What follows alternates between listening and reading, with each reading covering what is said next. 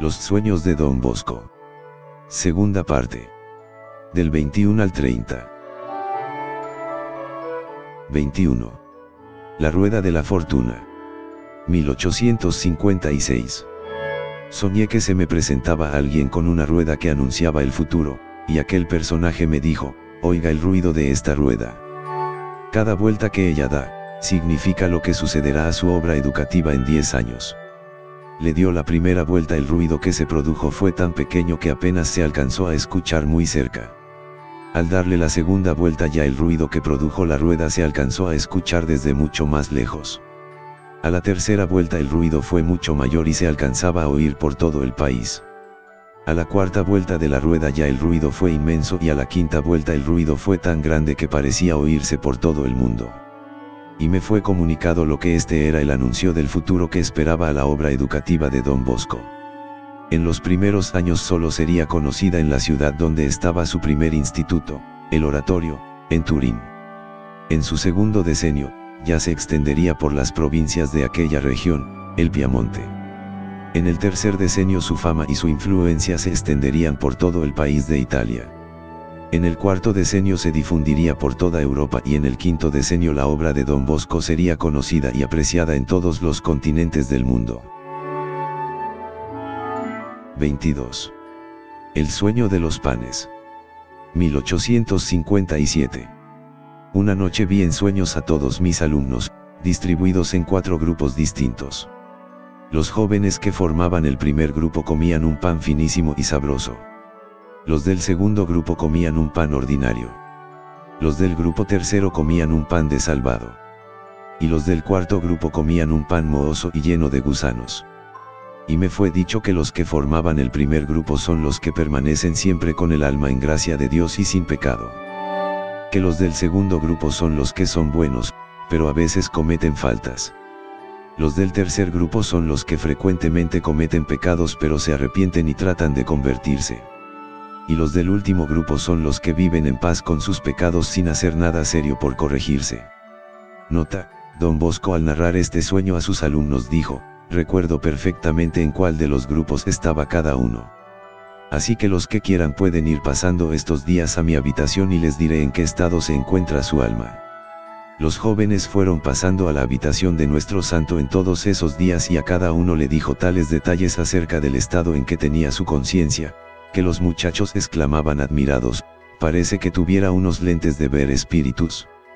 Le dice a uno todo lo que tiene en el alma. Este sueño se repitió después de muchas veces en formas diversas en la vida de San Juan Bosco, y siempre logró ver las conciencias tal cual estaban en realidad.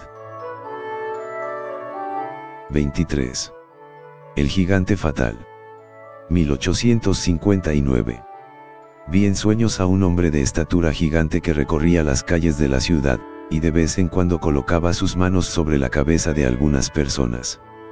La persona sobre la cual el gigante había colocado sus manos, se ponía negra y caía muerta. Me pareció que era el anuncio de una epidemia mortal. Nota: hay que recordar que en la ciudad de Turín en un solo año hubo 3.500 enfermos de cólera y murieron 400. 700 de esas víctimas murieron en la región donde vivía Don Bosco, junto al río Dora. 24. El sueño de la marmota. 1959. Vi en sueños que cuando los jóvenes debían dirigirse a la iglesia para las confesiones, llegó al patio un hombre que llevaba una cajita.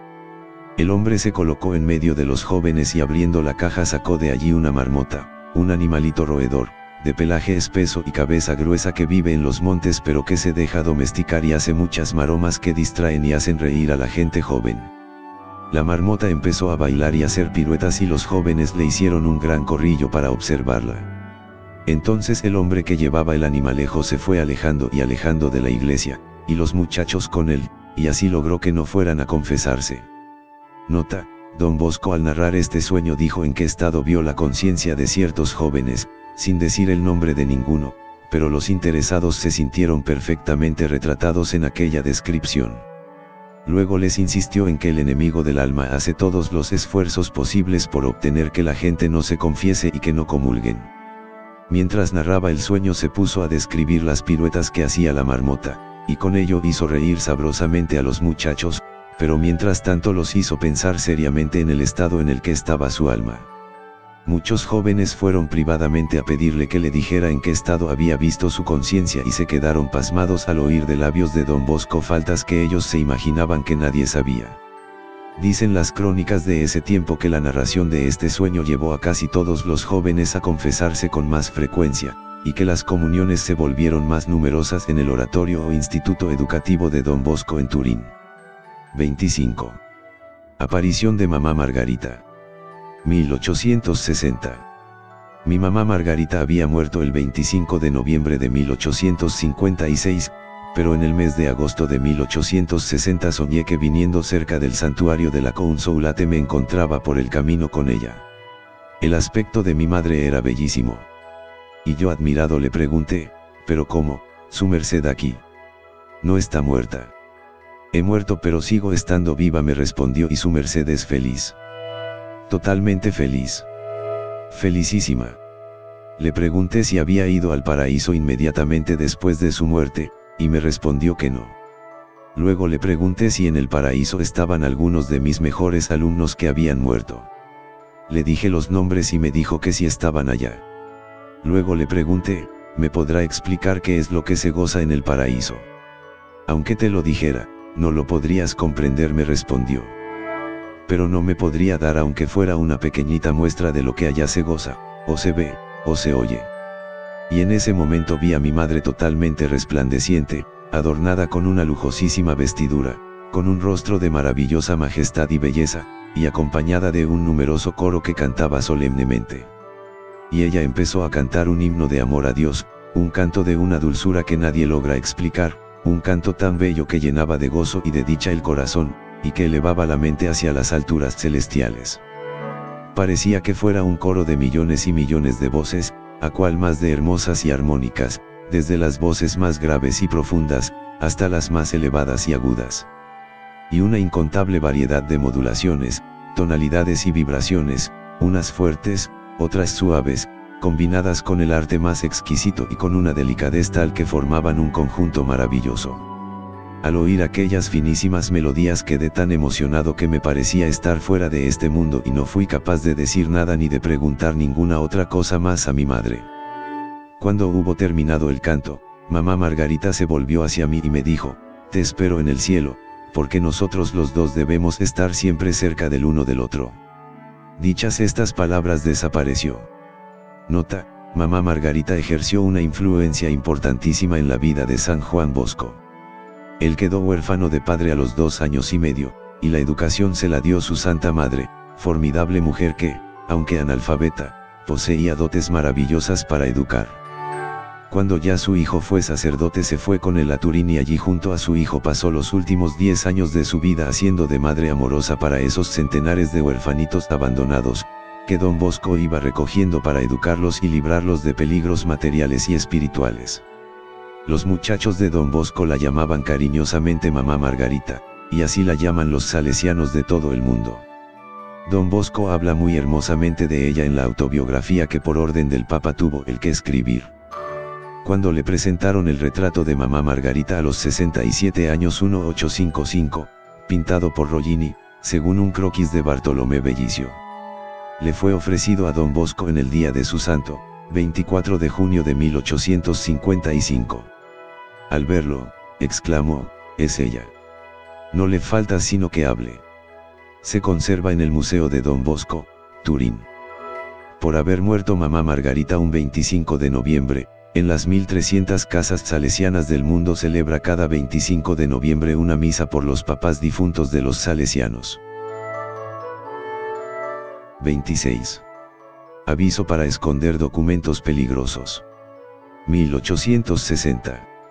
Soñé que entraba a mi habitación una cuadrilla de atracadores y que se dedicaban a esculcar todos los armarios y que revolvían todos mis papeles y mis escritos. Pero uno de los salteadores, se volvió a mí y con tono bondadoso se me dijo, ¿por qué no esconde aquel escrito y aquel otro documento? ¿No ve que si llega una requisa del gobierno aquellas cartas del arzobispo le podrían traer problemas? Y aquellos documentos que le llegaron de Roma que los tiene ya casi olvidados en aquel rincón, y me señaló el sitio donde estaban, y aquellos otros papeles que están más allá. Si los hace desaparecer desde ahora se va a evitar después muchos problemas y molestias. Por la mañana les conté el sueño a algunos de mis amigos y no lo tomaba muy en serio, pero por si acaso me fui a mi habitación y saqué todas las cartas del arzobispo y los documentos llegados de Roma y otros papeles especiales y los llevé a un sitio muy alto y escondido. Nota: el sueño sucedió el 23 de mayo. Don Bosco escondió los papeles el 24, y luego el 26 de mayo de 1860, el ministro anticlerical Farina mandó requisar toda la casa de Don Bosco en busca de documentos que lo pudieran comprometer contra el gobierno. En ese año 1860 es cuando el gobierno de Piamonte, capital de Turín, se apodera de Roma y le quita al sumo pontífice los estados pontificios. Buscan cualquier pretexto para acusar y encarcelar a los amigos del Papa y saben que Don Bosco es amiguísimo del sumo pontífice de Roma. El 26 de mayo llegan 3 inspectores y 18 policías a registrar las habitaciones de Don Bosco. Esculcan todo, hasta la cesta de los papeles, y no logran encontrar ni siquiera un solo documento o carta para poderlo acusar. Todo había sido perfectamente escondido por Don Bosco, lejos de allí, el 24, después del aviso del sueño. 10 veces más vendrá la policía a esculcarle todos los papeles y a registrar sus habitaciones y nunca lograron encontrar nada para poderlo acusar.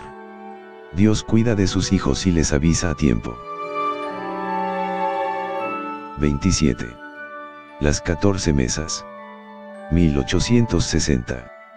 Soñé que estaba con todos mis jóvenes en un sitio tan ameno como el más hermoso de los jardines, sentados ante unas mesas que, ascendiendo desde la tierra en forma de gradas, se elevaban tanto que casi no se divisaban las últimas.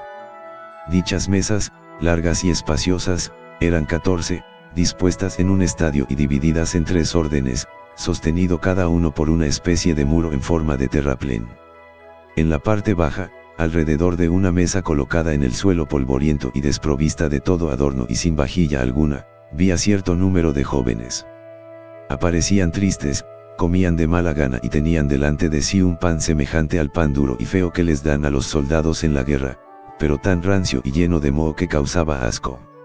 Este pan estaba en el centro de la mesa mezclado con suciedades e inmundicias. Aquellos pobrecitos se encontraban como unos cerdos inmundos en una pocilga.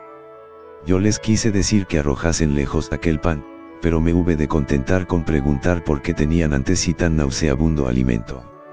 Me respondieron: hemos de comer el pan que nosotros mismos nos hemos preparado, pues no tenemos otro. Aquello representaba a los que están en pecado mortal. Dicen los proverbios en el capítulo 1, odiaron la disciplina y no abrazaron el temor de Dios y no prestaron atención a los buenos consejos, y por eso tienen que comer el fruto de sus malas obras. Y el Salmo 75, los que hacen el mal tendrán que beber de la copa de la amargura. Pero a medida que las mesas estaban más y más arriba, los jóvenes que comían en ellas se mostraban más alegres y se alimentaban con un pan más sabroso. Cuanto más alta se hallaba la mesa donde estaban, tanto más hermosos, elegantes y alegres eran los jóvenes que allí comían, y más lujosos los manteles y más finas las vajillas, y más exquisitos los alimentos que allí les ofrecían. Y me llamaba la atención el ver que en las mesas superiores había muchos jóvenes, más de los que me había imaginado. Al fin me puse a mirar las más altas mesas, las más elevadas. Los alimentos que allí se servían eran tan extraordinariamente finos y delicados que nadie podría describirlo.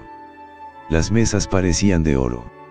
Los vestidos de los jóvenes que allí estaban sentados eran lujosísimos y de un costo elevadísimo. El rostro de cada muchacho resplandecía con luces admirables. Cada joven gozaba de una alegría extraordinaria y cada cual se esmeraba por hacer participantes de su gozo a los demás compañeros. En hermosura, en elegancia, en alegría y en luminosidad y esplendor, los que ocupaban las mesas de más arriba superaban totalmente a los que estaban en las mesas de más abajo.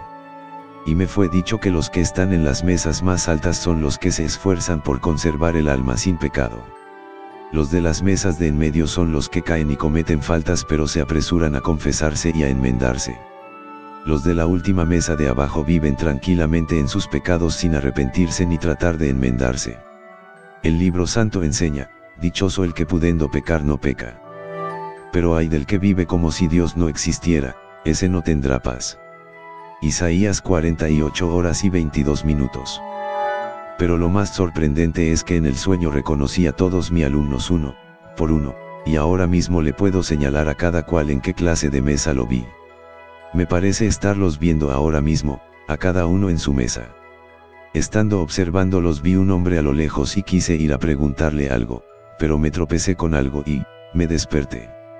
Nota: al día siguiente, 6 de agosto de 1860, los jóvenes fueron pasando por la habitación de don Bosco para preguntarle en qué mesa los había visto. Y se extrañaban de la admirable precisión con la cual les informaba el estado de su alma.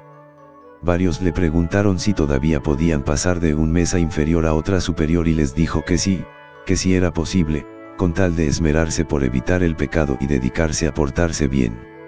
¿En cuál de las 14 mesas estaremos nosotros? ¿A cuál queremos pasar? 28. Sueño del estado de las conciencias. 1860. Era el 31 de diciembre y tenía que aconsejarles a los jóvenes el aguinaldo, lema o recuerdo para el nuevo año que iba a empezar. Y en sueños me encontré con el padre José Cafasou, que había muerto ese año, y le pregunté, ¿qué consejo o recuerdo les dejo a mis discípulos para este año que va a comenzar? Él me respondió, ante todo, que arreglen las cuentas de su conciencia. Y luego vi un tribunal compuesto por el padre Cafasou, por el poeta Silvio Pellico y por el conde Cas. Y que mis discípulos, cada uno con un papel en la mano, pasaban ante el tribunal para presentar las cuentas de su conciencia. Los que presentaban las cuentas bien arregladas eran aprobados y se iban al patio a jugar muy contentos. A quienes tenían pecados sin perdonar, los señores del tribunal les rechazaban sus cuentas y se las devolvían, porque no se les podían aceptar así. Y salían muy tristes y muy angustiados. Vi a unos que no pasaban a presentar cuentas ante el tribunal. Le pregunté al padre Cafasou quiénes eran ellos y me respondió, son los que no tienen obras buenas para que se les paguen. Dígales que se apresuren a hacer obras para el cielo, porque al árbol que no produce fruto se le corta y se le echa al fuego. Mateo 3:10. Salí al patio y vi que los jóvenes que tenían bien las cuentas de su conciencia jugaban felices y se sentían satisfechos como príncipes. En cambio otros jóvenes no sentían alegría. Y unos de estos tenía una venda en los ojos, para no reconocer la fealdad del pecado y la necesidad de vivir en gracia de Dios, y otros tenían la cabeza llena de humo negro. Y allá en un rincón del patio vi una escena que me llenó de angustia, un joven estirado en el suelo, pálido como un muerto, tenía muerta el alma por el pecado. Unos con los ojos muy enfermos, malas miradas, otros con la lengua enferma, malas conversaciones, y algunos muy enfermos de los oídos, sordos para oír lo bueno, atentos para escuchar lo malo. Todos ellos tenían sus sentidos roídos por gusanos. Uno tenía la lengua totalmente podrida, otro con la boca llena de fango hediondo y un tercero con la garganta tan maloliente que no se le podía a uno acercar, de que hablarán. Alguno tenía el corazón carcomido y podrido, débil y corrompido, ya se puede uno imaginar lo malo y corrompidos que serán sus afectos. Había algunos como cadáveres en descomposición, destruidos por los vicios, y otros tan enfermos que parecían un hospital, así de enferma está su alma. Yo estaba viendo la conciencia de cada uno. Me acerqué a uno de esos pobrecitos y le pregunté, ¿pero qué es lo que te ha sucedido? ¿Por qué estás así de mal? Es que estoy cosechando el fruto de mis malas obras. Cada uno cosecha lo que ha cultivado. El que cultiva corrupción, cosecha maldades. Gálatas 6:7. Y lo mismo me respondieron varios más. Yo veía el estado de cada alma tan claramente, que si alguno se me acerca ahora, puedo decirle cómo está su conciencia. Luego fui llevado a un enorme salón, adornado con oro y plata, y lleno de lámparas maravillosas que producían una luz tan bella como uno no puede imaginar. Y en la mitad del salón había una inmensa mesa con los alimentos más exquisitos que una persona pueda desear. Yo al ver semejante cantidad de alimentos tan sabrosos dispuse salir a llamar a mis discípulos para que entraran a comer, pero el padre Cafasou me dijo, un momento, de esta mesa no pueden participar sino los que tienen la conciencia en paz. Los que han arreglado las cuentas de su conciencia. Yo fui a llamar a los que estaban con la conciencia purificada de pecados, y la mesa se llenó de comensales que demostraban inmensa alegría y satisfacción. Supliqué luego que también otros de mis discípulos pudieran entrar a participar de tan rico banquete y me fue dicho, solo los que están sanos del alma pueden participar del banquete del cielo. Los que tienen el alma enferma tienen que aguardar a ser curados. Y yo veía que los que participaban de aquella mesa se sentían inmensamente felices y contentos. Pero los que tenían el alma enferma y manchada estaban allá en un rincón llenos de profunda tristeza. Los que tenían el corazón carcomido sufrían de una gran melancolía. A ninguno de los que tenían el alma manchada se le dejaban acercarse a la mesa de las delicias. Y allí entre esos entristecidos con manchas en el alma veía claramente a muchos de mis discípulos. Yo le pregunté al padre Cafasou, ¿qué remedio me aconseja para que estos jóvenes tengan el alma sana? Él respondió, estar alerta y vigilar. Vigilar y orar para no caer en tentación, porque el espíritu está pronto, pero el cuerpo es débil. Mateo 26 horas y 41 minutos. Estar alertar porque el enemigo, el diablo anda dando vueltas como un león, buscando a quien devorar. Primera de Pedro 5:8. Y al decir estas palabras, el padre Cafasou y sus compañeros desaparecieron, y yo me desperté, y no me encontré sentado en la cama, temblando de frío. Yo termino recomendando que todos purifiquen su alma con una buena confesión, y que reciban frecuentemente y con mucha devoción la Sagrada Comunión. Notas, el tribunal estaba compuesto por 3 amigos de Don Bosco, el padre Cafasou, su santo confesor y gran maestro de espiritualidad. Él examinaba acerca de las prácticas de piedad y acerca de la moralidad. El poeta Silvio Pellico, que examinaba cómo había sido el cumplimiento de cada uno acerca de sus deberes de estudiante. El conde Cas, senador, examinaba la disciplina y el buen comportamiento y la obediencia de cada cual. Los jóvenes fueron acercándose en esos días a Don Bosco y él les informaba si los había visto con el alma sana, y sentados a la mesa del banquete del cielo, o si en cambio había observado que estaban enfermos de los ojos, de los oídos, o del corazón, o hechos unos cadáveres por medio del pecado mortal. Algunos lloraban al sentir que la descripción que les hacía el santo al contarles cómo los había visto en el sueño, era un retrato exacto del estado en que se encontraba su alma. Sería interesante saber en cuál de estos grupos estará cada uno de nosotros. El padre Rufino dejó escrita una crónica de lo que sucedía aquel año, y allí dice que el efecto de aquel sueño fue inmensamente provechoso para los discípulos de Don Bosco. Que cada día se le acercaban muchos de ellos a preguntarle en qué estado los había visto. Y que un grupo bastante numeroso de jóvenes que hasta aquel día no habían querido arreglar los asuntos del alma con una buena confesión, empezaron a frecuentar el confesionario con mucho arrepentimiento. Don Bosco sentía alegría de comprobar que la narración del sueño de las conciencias estaba haciendo mayor bien que una tanda de retiros espirituales. A los 2 días al bajar Don Bosco por las escaleras se encontró con un joven y le dijo, ¿cuándo te confesarás de tal pecado, que nunca te has atrevido a confesar? El muchacho se echó a llorar.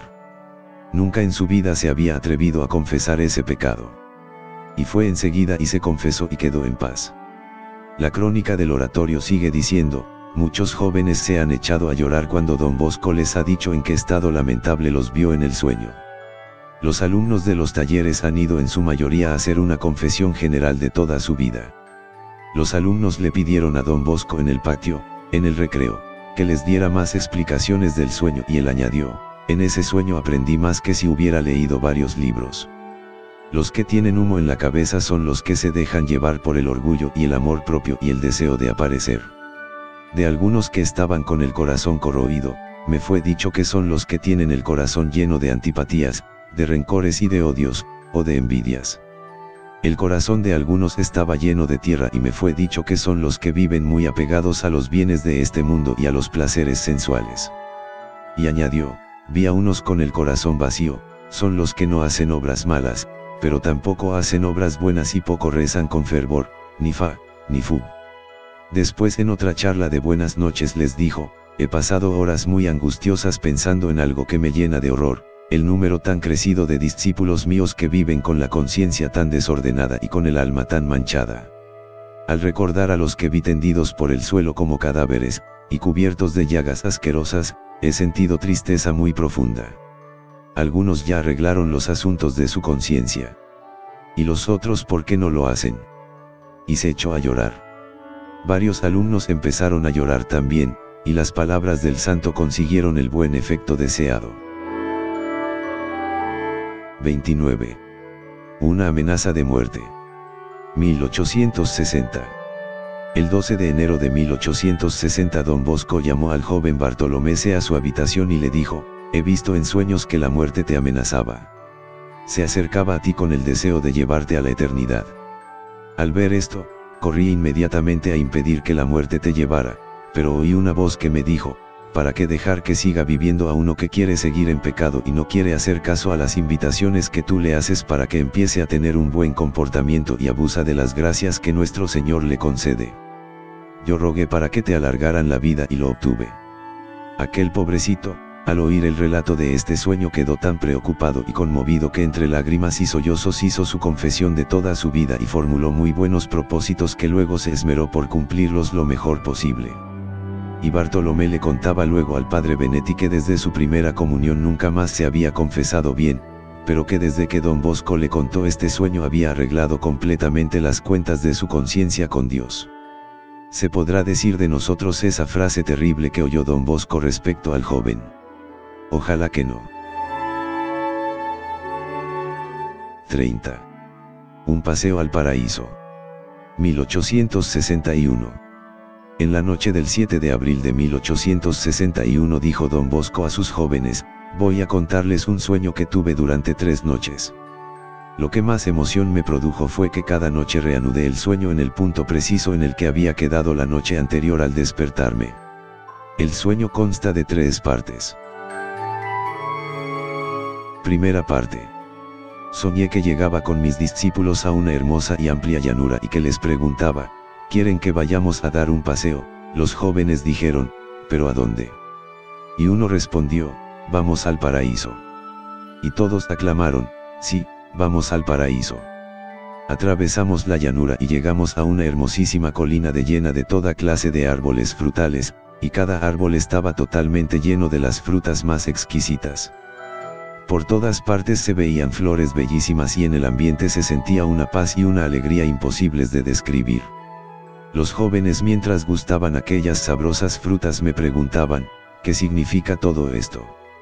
Y yo les respondía: esto es un recuerdo de los goces y alegrías que nos esperan en el paraíso. Nos imaginábamos que ya estábamos en el paraíso, pero luego al llegar a la cumbre de la colina divisamos a lo lejos una altísima montaña. Allí sí estaba el paraíso. Y vimos que una inmensa cantidad de gente subía por esa encumbrada montaña, con mucha dificultad pero con enorme entusiasmo, y que desde arriba Dios, desde una luz hermosísima, invitaba a todos a seguir subiendo y a no desanimarse por las dificultades. Vimos también que varios de los que ya estaban muy altos, bajaban otra vez para ayudar a los que estaban pasando por sitios demasiado difíciles, y les ayudaban para que lograran subir también ellos. Y se notaba que a los que llegaban a subir hasta la cumbre los recibían allá con una gran fiesta y con muchísima alegría. Numerosos jóvenes, al contemplar a lo lejos el paraíso, sintieron tal entusiasmo que emprendieron veloz carrera hacia él, para llegar lo más pronto posible, y se adelantaron mucho al resto del grupo. El lago de sangre. Antes de empezar la subida hacia el paraíso nos encontramos con un lago de sangre, de varias cuadras de ancho y largo, y allí junto a él vimos multitud de brazos, manos, pies, cabezas y cuerpos descuartizados. Parecía que allí hubiera habido una horrible batalla. Era un espectáculo espantoso. Los jóvenes que se habían adelantado corriendo, estaban allí mirando horrorizados. Los demás jóvenes que iban llegando y que venían tan alegres, quedaron silenciosos y llenos de susto y tristeza. En la orilla del lago había un gran letrero que decía: por medio de la sangre. Yo pregunté qué significaba todo aquello y una voz me dijo: el lago significa la sangre que han derramado los mártires de la santa religión, desde la sangre del justo Abel hasta la del último profeta asesinado. Lucas 11:51, y la sangre del gran mártir Jesucristo, y la de todos los que han muerto por defender la religión. Y los brazos, pies, manos y calaveras, ¿qué significan? La voz nos respondió: son los que han pretendido luchar contra la Iglesia. Han quedado tendidos en el campo de batalla, pues la promesa de Jesús dice, los poderes del infierno no podrán contra ella, San Mateo 16:18. Yo les expliqué a mis discípulos que los que se sacrifican por defender la santa religión subirán muy alto hacia el cielo y que los que atacan la religión de Jesucristo se quedarán destrozados a mitad del camino de la eternidad. Y seguimos nuestro viaje. El lago de agua. Encontramos otro gran lago de aguas cristalinas, con un inmenso letrero que decía, por medio del agua. También junto a este lago había muchos cuerpos destrozados. Y una voz nos explicó, esto significa que para ir al cielo hay que ser purificados por el agua del bautismo y por el sacramento de la penitencia, porque al cielo no puede llegar nada manchado, Apocalipsis 21:27. Y los restos humanos son los que no quisieron purificarse por la penitencia, y se dedicaron a obrar contra la Iglesia de Dios. El lago de fuego. Seguimos el viaje y llegamos a un lago de fuego. Allí a su alrededor había también restos de cuerpos humanos y en el otro extremo un gran letrero que decía, por medio del fuego.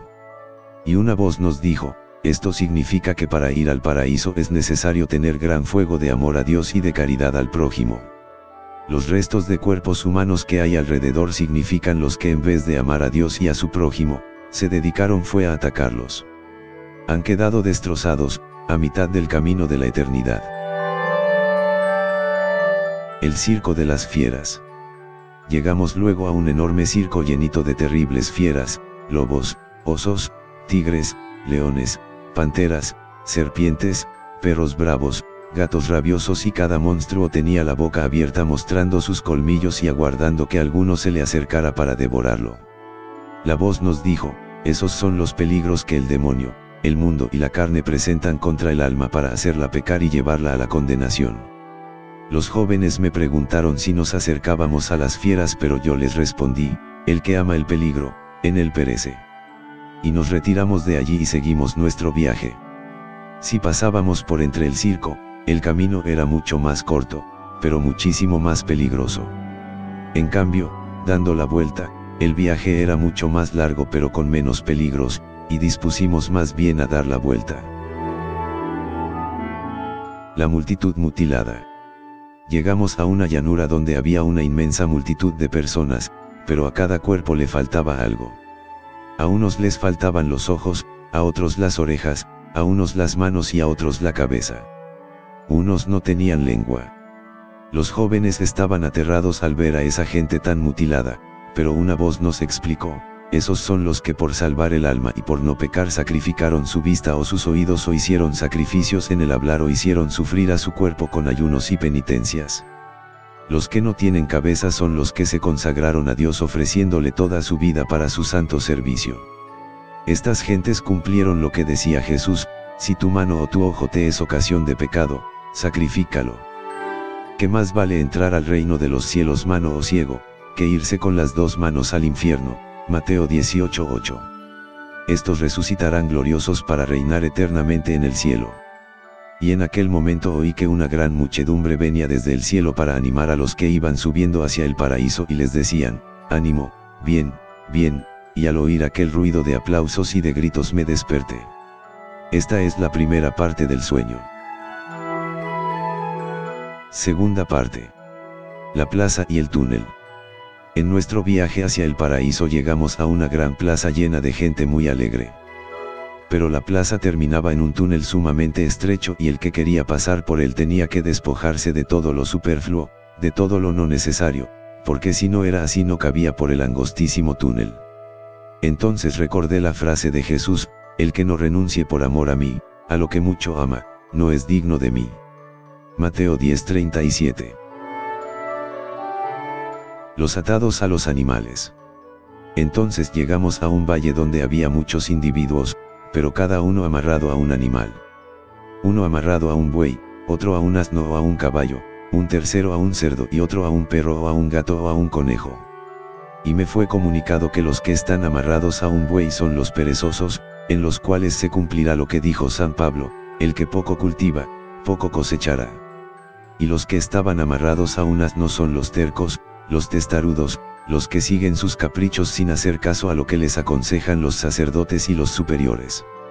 A ellos les dice Salmo 22, no seáis como asnos y mulas que hay que guiarlos con freno y si no nos hacen caso. Me fue dicho que los que estaban amarrados a unos caballos son los que no emplean su cerebro para pensar en lo eterno y en la salvación del alma, sino solo piensan en lo que es de la tierra y del cuerpo material. A muchos los vi amarrados a cerdos y revolcándose con ellos entre el barro y me fue dicho que son los que se dedican a las pasiones sensuales y con el pecado se alejan de Dios. Y me acordé del hijo pródigo del cual dice el Evangelio que, se dedicó a vivir impuramente y lo pusieron a cuidar cerdos. Vi a unos amarrados a gatos, son los ladrones. Y otros amarrados a perros, los que dan escándalo y mal ejemplo. Y varios amarrados a conejos, los que son cobardes y no se atreven a defender su santa religión ni a practicarla delante de los demás. El jardín infectado. Llegamos a un jardín muy hermoso lleno de rosas, violetas y manzanas. Pero apenas nos acercamos a las rosas notamos que en vez de aroma despedían un olor muy desagradable. Y las violetas en vez de oler agradablemente, olían a fetidez asquerosa. Y uno de los jóvenes quiso probar una de las manzanas que allí había y tuvo que vomitar porque tenía un sabor horriblemente feo. Y me fue comunicado que eso significa los goces materiales que ofrece el mundo, tienen apariencia de belleza y de sabrosura, pero en realidad producen asco y aversión y desagrado. La muchedumbre del camino ancho. Luego llegamos a una avenida ancha y atrayente y vimos que por allí corría alegremente muchísima gente. Orquestas, conjuntos musicales, gritos y aplausos. Unos bailaban, otros brincaban, y la algarabía de todo era ensordecedora. Pero notamos con susto que entre esa inmensa multitud que descendía por el camino ancho, iban unos tipos muy elegantes empujando para que no se detuvieran, pero a esos individuos les salían unos cuernos por debajo de sus sombreros. Entonces me acordé de lo que dice el libro de los Proverbios, hay caminos que a la gente le parecen buenos pero que terminan llevando al desastre. Proverbios 16:25. Y una voz dijo, miren cuánta gente va viajando tranquilamente hacia el infierno sin darse cuenta. Entonces nosotros nos devolvimos llenos de susto y en vez de seguir por ese camino ancho que lleva a la condenación nos dirigimos hacia una senda estrecha que subía. Recordábamos aquellas palabras de Jesús, que ancha es la vía que conduce a la perdición y cuán numerosos son los que se van por ella, y que angosto es el sendero que lleva a la vida eterna y que poquitos son los que por él caminan. Viajad por la vía angosta. Mateo 7:13. Y yo pensaba, diré a mis discípulos, recuerden que los placeres conducen a la perdición no son sino mera apariencia. Ofrecen solo belleza exterior, pero no alegría interior.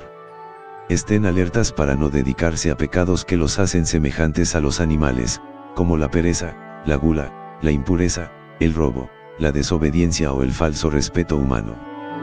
Qué triste que tengan que decir de nosotros como del hijo pródigo, se dedicó a vivir impuramente y lo pusieron a cuidar cerdos.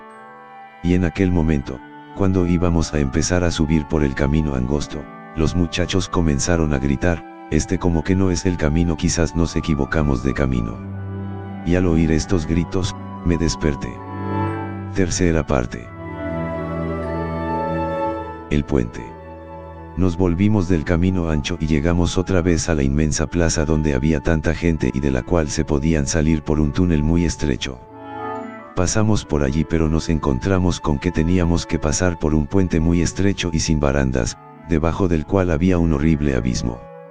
Los jóvenes se detuvieron asustados.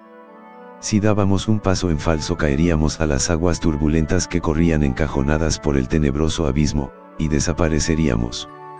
Al fin uno se atrevió a pasar y lo siguieron los demás, poco a poco y con muchísimo cuidado, y logramos llegar al otro extremo sin caer al torrente. Nos había servido ser, como decía Jesús, sencillos como palomas, pero prudentes como serpientes. Un camino muy difícil. Encontramos luego un camino sumamente difícil de andar. En un sitio montones de espinas pretendían impedirnos el paso. Más allá piedrononas inmensas que para pasar sobre ellas había que agarrarse muy fuerte con las manos y con los pies, y cada uno tratar de ayudar a subir al que iba cerca. La subida era cada vez más escarpada, pero nosotros nos animábamos a no desfallecer, y seguimos subiendo. Mirábamos hacia arriba y veíamos el recibimiento tan festivo y alegre que allá les hacían a los que lograban subir aquella cuesta, y esto nos animaba a seguir subiendo aunque las dificultades fueran cada vez más grandes. En la cumbre, pero casi solo.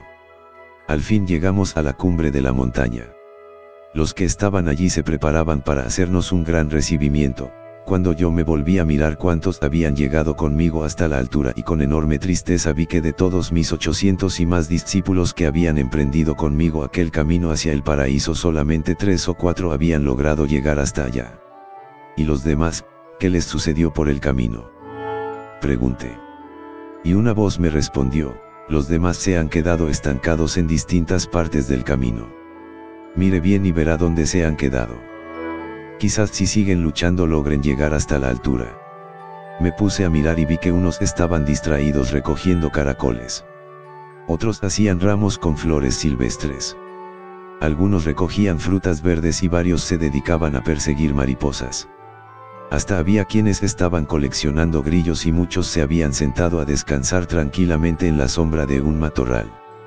Yo me puse a gritarles que no se dedicaran a esas boberías inútiles, que este no era tiempo de dedicarse a descansar, que no se detuvieran en la subida, que siguieran caminando hacia la altura. Unos poquitos, unos 8 me hicieron caso. Los demás siguieron dedicados a esas inutilidades. A mí me daba pena llegar con un grupito tan reducido al paraíso, y les dije a mis pocos compañeros: espérenme aquí que yo bajo a tratar de hacer subir a los rezagados. Y me vine cuesta abajo animando a unos, empujando a otros hacia arriba y hasta regañando a algunos muy despreocupados. Les repetía afanosamente: sigan caminando hacia arriba. No se queden en mitad del camino del paraíso por dedicarse a cosas que no valen la pena, sigan, suban. Y bajé hasta donde empieza la subida de la montaña y allí encontré muchos desanimados que ya no querían hacer sacrificios para llegar al paraíso, sino que pensaban dedicarse a la vida fácil sin hacer esfuerzos por subir. Animé a todos a emprender de nuevo el camino hacia las alturas y cuando ya iba a comenzar a caminar hacia la alta montaña, me tropecé con algo y me desperté. Quiero terminar esta narración diciéndoles: de 800 que empezaron la subida solo 4 llegaron directamente al cielo.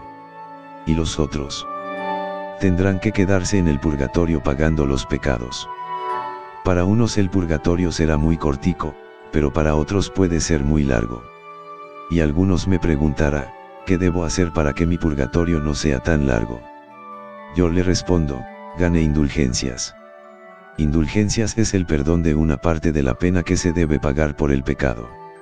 La Iglesia Católica tiene poder de conceder indulgencias, porque Cristo dijo a los apóstoles: todo lo que desatéis en la tierra, quedará desatado en el cielo. La Iglesia ha concedido indulgencias a quienes le ofrecen a Dios el trabajo que hacen. También se gana indulgencia cada vez que se ofrece a Dios un sufrimiento o se da una limosna por amor de Dios.